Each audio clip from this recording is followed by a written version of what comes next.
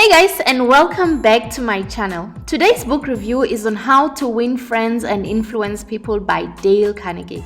This book was written in 1936, more than 80 years ago, but it is so powerful and filled with wisdom and ideas and insight that is still relevant today.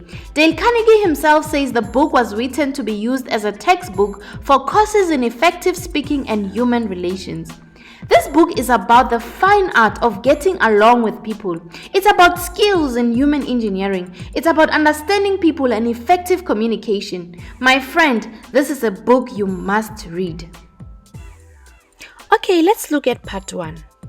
I remember when I first left my husband with our little daughter for the first time for a couple of hours.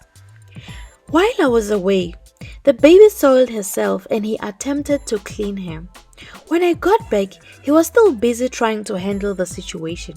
The baby was screaming on the basin with running water, nappies everywhere, and a very frustrated daddy. I entered to the room and added to the situation by asking, "Do you not know how to change a nappy? How can you make such a mess?" I criticized the whole situation without trying to understand what happened. And that is what we learn in part 1. Instead of condemning people, criticizing and complaining, try to understand other people. Figure out why they do what they do. That is more profitable and intriguing than criticism. Dale Carnegie says, "A fool can criticize, condemn, and complain, as most fools do, but it takes character and self-control to be understanding and forgiving." Part 2 has surprising concepts on how to make people like you. We learn from Sigmund Freud, the father of psychoanalysis, that the deepest urge in human nature is the desire to be important. And this is the secret of making people to like you. How do you make people to like you? By making people feel important. How do you do that? By giving honest and sincere appreciation. By being genuinely interested in other people. By being a good listener and encouraging people to talk about themselves. You see, when you allow people to talk in terms of their interest, you enter into their heart. Roosevelt says the road to a person's heart is to talk about the things he or she treasures. When you become genuinely interested in other people, you build deep-rooted connections and friendships, and that is how you make people to like you. I love part 3 of this book, How to Win People to Your Way of Thinking. Dale says if out of reading this book you get just one thing, an increased tendency to think always in terms of the other person's point of view, to see things from their angle. You see, as human beings, you will find yourself time and again in arguments and in disagreements. The only one way under heaven to get the best of an argument is to avoid it. Avoid it as you would avoid rattlesnakes and earthquake. Avoid arguments. Avoid arguments at all costs. Run away from arguments.